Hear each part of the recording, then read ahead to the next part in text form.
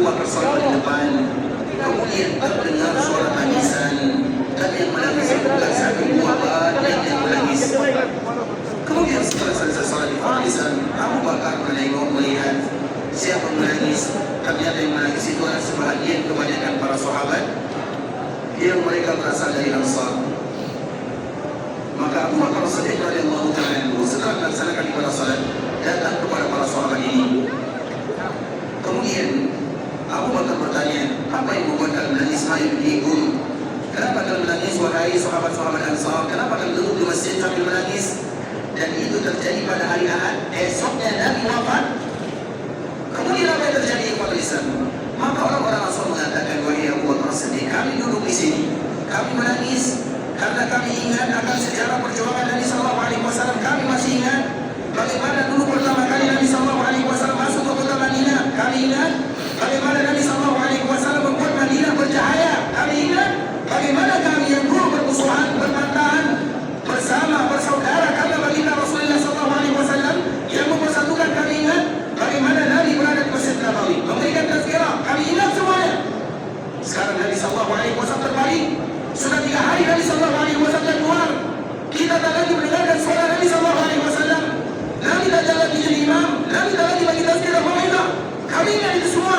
Kami khawatir kalau sekiranya Allah panggil Nabi Sallallahu Alaihi Wasallam, kapan lagi kami akan berjumpa dengan Nabi Sallallahu Alaihi Wasallam? Karena yang membuat Madinah ini menjadi mulia karena keberadaan Nabi Sallallahu Alaihi Wasallam. Itu kata orang-orang Ansar. Sehingga mereka semakin mereka mengatakan kalimat ini, semakin mereka menangis. Abu Bakar tak bisa jawab. Abu Bakar boleh kau menangis.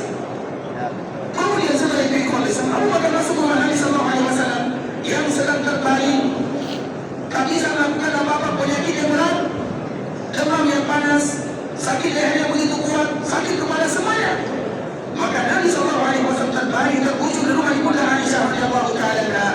Abu Bakar masuk mengucapkan salam, kemudian melihat bagaimana keadaan Nabi. Kemudian Abu Bakar mengatakan, ya Rasulullah, tadi aku masuk ke Masjid Nabawi, aku lihat orang-orang Ansar, mereka menangis. Aku bertanya, apa yang membuat kalian menangis? Maka mereka mengatakan, rindu kepada Nabi, rindu dengan suara Nabi, ingin bertemu dengan Nabi. Disebutkan semuanya. Di saat itu Nabi Sallallahu Alaihi Wasallam yang terbaring dalam keadaan lemah duduk, dan Nabi tak sanggup duduk. Maka Nabi mengatakan, ajil saya dudukkan saya. Maka sahabat mendudukkan Nabi Sallallahu Alaihi Wasallam. Ada Abbas bapa Nabi, Ali bin Abi Thalib sepupu Nabi. Kemudian mereka yang berada di samping Nabi Sallallahu Alaihi Wasallam. Nabi duduk. Kemudian apa kata Nabi Sallallahu Alaihi Wasallam? Berdirikan saya. Maka Nabi berdiri. Kemudian bawa saya ke Masjid Nabawi. Maka Nabi dipapa oleh Al-Abbas dan Ali bin Abi Thalib radhiyallahu ta'ala anhuma masuk ke dalam Masjid Nabawi. Dan itu adalah kali terakhir Nabi berada di Masjid Nabawi.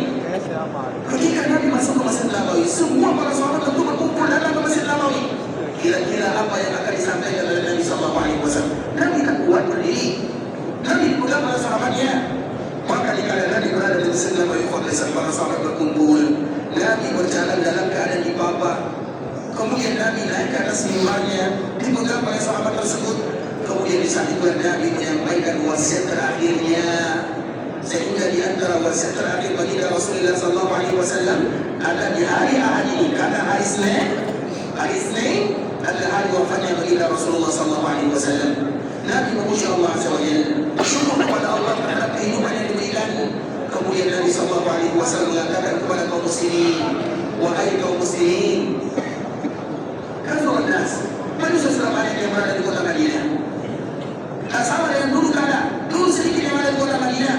Karena memang kota Madinah sebelum keberadaan Nabi tak ada yang suka. Madinah itu tak ada nilainya sebelum keberadaan baginda Rasulullah Sallallahu Alaihi Wasallam.